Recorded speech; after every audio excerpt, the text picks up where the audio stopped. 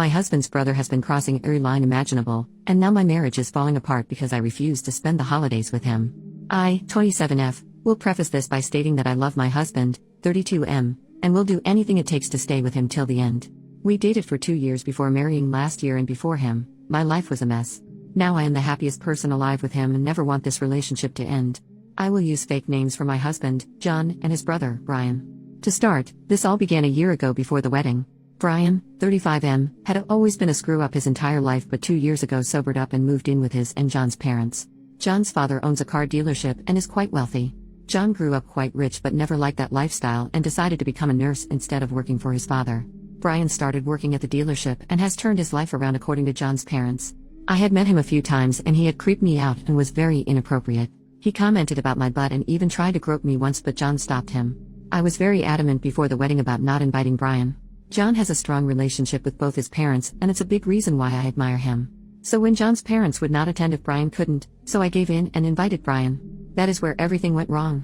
The wedding was amazing, but Brian came up with a so-called prank. He found a half-full can of red paint in the church utility closet and thought it would be funny to dump it on me after the ceremony.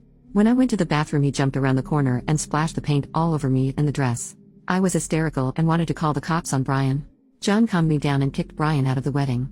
A bridesmaid lived nearby and I used her shower and she lent me a dress to wear. From then on I have never talked to or been near Brian. John is very understanding, but every year insists we go to his parents for Thanksgiving and Christmas. He will not budge and says that he cannot cut his parents out of his life. However, Brian is still living with his parents and attended Thanksgiving and Christmas with them last year. I somehow got through both last year, never going near Brian and staying next to John the entire time. Last week I got sent an image of a schlong. Then a text following saying, "I bet you mine is bigger than my brother's." I do not know how he got a hold of my number and I was disgusted beyond all belief. I wanted to again call the cops, but John told me that would just allow for Brian to torment us more. Yesterday, I told John that I will not attend Thanksgiving or Christmas with his family under no circumstances. John was very conflicted about the whole matter. He said that his parents are great people and that Thanksgiving and Christmas are all he has with them. This has been by far the biggest strain on our relationship, and I can feel John and I drifting apart. I do not know how to discuss this with John and I need help. I have never done this before, and for the first time, I am going to the internet with this issue and instead of John. What can I do to fix this situation? Am I being irrational with my demands? Update, 9 days later. To start, I want to preface this by stating that I did not want to write an update on this. When I wrote the first post, I got angry at the first couple of comments that came in because of their drastic, unrealistic nature. No, I'm not going to divorce my husband because he won't stick up for me. Nobody is perfect, including me, but a lot of the comments I felt didn't understand the whole scope of the problem, and I feel that is on me for not writing everything I should have. But some of it was helpful and I will address that later. Things I should have addressed or mentioned in the first post I will put here. First, my husband is adopted and so is Brian. Because of this, there are a few things that changed their relationship. John was adopted at the age of 3 and does not remember anything other than his adoptive family. However, Brian was adopted at the age of 9 when John was 6. Brian is 6 feet 5 inches and John is 5 feet 10 inches, and Brian has been bigger than John all of his life. John has talked about how Brian was essayed before he was adopted, and that is a reason why his mother and father have always held back.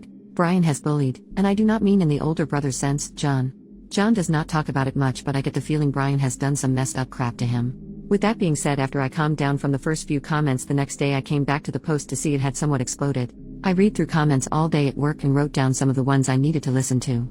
After I got home from work, John and I talked for a long time, and then the next night and the night after that.